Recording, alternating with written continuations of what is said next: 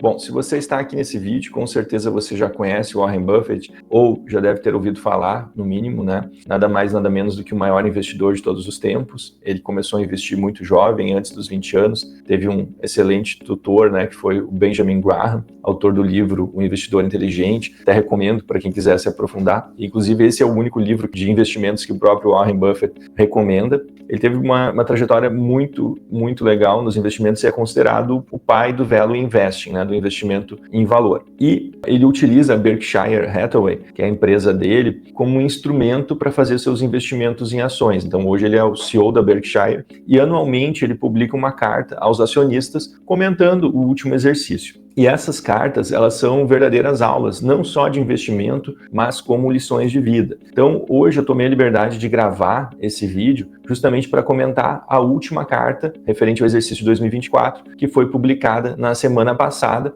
e comentar os principais insights que eu tiro dessa publicação. Antes de começar a comentar os insights da carta, gostaria de me apresentar brevemente. Meu nome é Luciano Herzog, eu atuo como consultor de investimentos e durante a minha trajetória eu já ajudei dezenas de famílias a organizarem seus investimentos e terem um futuro melhor. Se você está em dúvida quanto aos seus investimentos, eu vou deixar o link aqui na descrição do vídeo da minha página institucional. Ali você pode conhecer um pouquinho mais do meu trabalho e, se ficar à vontade, pode deixar seus contatos ali, que a minha equipe entra em contato para a gente marcar uma reunião. Bom, mas vamos para o tema do vídeo. Quais são os principais insights dessa carta de 2025? Na minha visão, obviamente.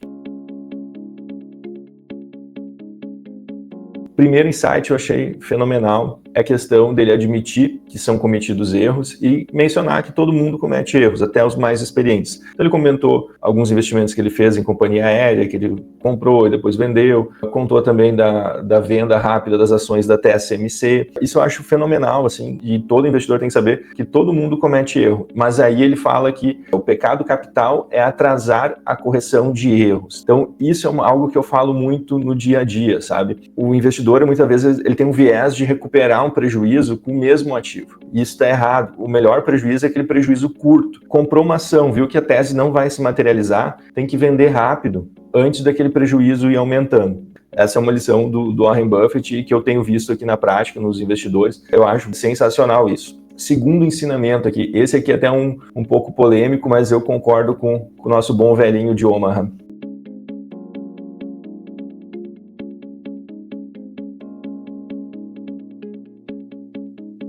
Ele comenta que na hora da gente contratar um gestor, um gerente, um CEO, não precisa se olhar tanto para o currículo, qual faculdade que fez. Ele comenta que ele teve a sorte de ter estudado em boas instituições, mas tem executivos fantásticos, como o próprio Bill Gates, que não tem uma formação. Então ele comenta que é muito mais importante a gente olhar o perfil das pessoas do que o currículo, do que a faculdade que se formou. E isso eu concordo bastante, assim, no dia a dia aqui no trabalho a gente vê como o perfil é o que faz a diferença. Não é tanto aquilo que já sabe, mas sim o perfil de buscar, de enfrentar as dificuldades, de ter resiliência. Então aqui eu concordo muito com o Warren Buffett também.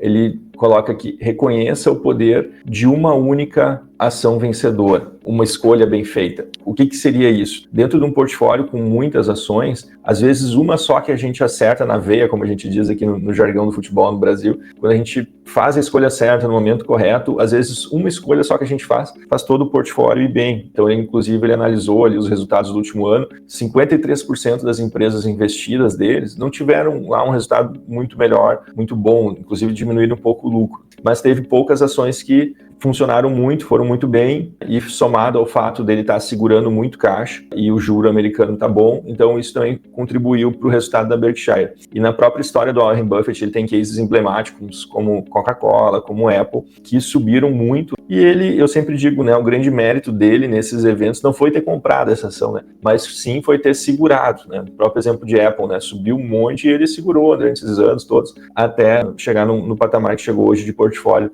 para ele.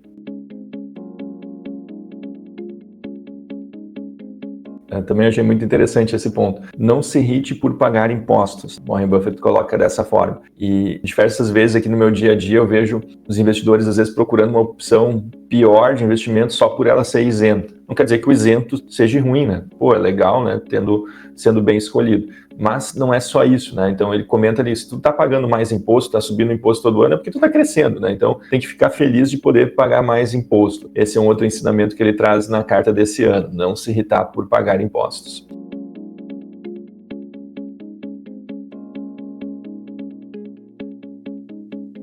Outro ponto que eu achei muito interessante, ele comenta de algumas posições que ele tem em ações japonesas, que são empresas parecidas com a Berkshire, só que no Japão, que atuam em diferentes frentes de negócios e que tem uma gestão que olha muito para a qualidade dos business, né, das empresas e qualidade dos gestores, né? Então ele acha aquilo ali fantástico, ele já está com um resultado muito bom naquelas posições ali, já acho que quase que dobrou ali o investimento que ele fez, e ele inclusive pretende aumentar essas posições e espera que o seu sucessor mantenha essas posições por bastante tempo, né? E aí, para nós aqui, né, trazendo para mim a realidade aqui do dia a dia da consultoria de investimentos, eu vejo muito investidor brasileiro que tem uma dificuldade muito grande em diversificar para outros mercados. O Brasil representa só 0,1% do mercado global. Se o próprio Warren Buffett está nos Estados Unidos, que é o maior mercado para investimentos, ele investe em outros países, porque nós, brasileiros, a gente não vai olhar para outros países também. Então, eu achei esse insight bem interessante dele comentar dessas empresas do Japão que ele investe e que estão tendo um resultado bom e que ele espera que o seu sucessor mantenha por bastante tempo.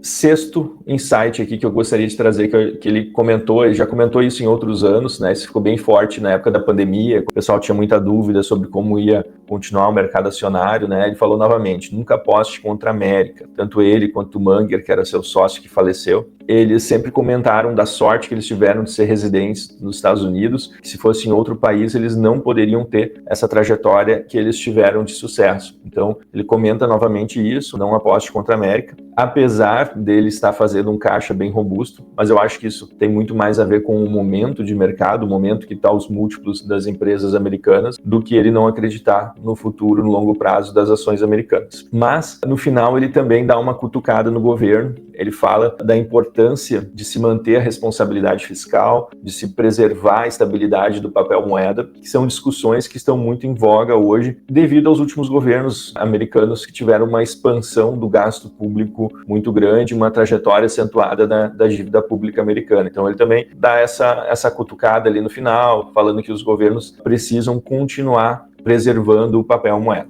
E para quem chegou aqui até o final do vídeo, quais conclusões que a gente pode chegar? Gostaria só de relembrar os principais pontos, né? Então, número 1, todo mundo erra, né? O importante é a gente reconhecer rápido o nosso erro. Número 2, nunca julgue um candidato pela sua formação acadêmica. Achei esse bem polêmico, mas acho bem interessante, tem que olhar muito o perfil que a gente está contratando. Número 3, reconheça o poder de uma decisão vencedora. Realmente, ao longo de uma trajetória de décadas como a dele, investindo, a gente vai ter alguns cases que vão se sobressair e vão carregar grande parte da vitória do portfólio.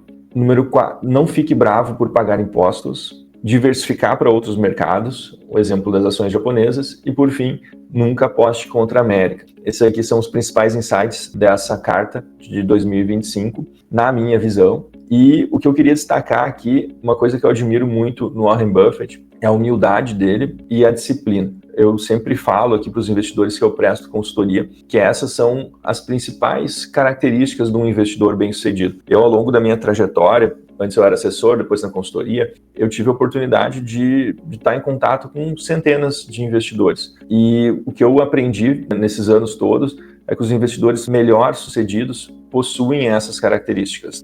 Ter uma estratégia de longo prazo, ter paciência, ter resiliência, ter disciplina. E o que eu admiro demais no Warren Buffett é, apesar todo esse sucesso dele, ele se manteve fiel aos princípios dele, não desvirtuou, não mudou, continuou lá, mesma pessoa simples, fazendo o que ele gosta. Isso eu acho interessante, essa mensagem que eu queria deixar aqui. Pedir para vocês que ficaram até aqui, que gostaram desse vídeo, curtir aqui, compartilhar, enviar para o seu amigo que investe, comentar. Essas métricas são muito importantes para o YouTube e nos ajudam a continuar produzindo conteúdo. Muito obrigado e até o próximo vídeo.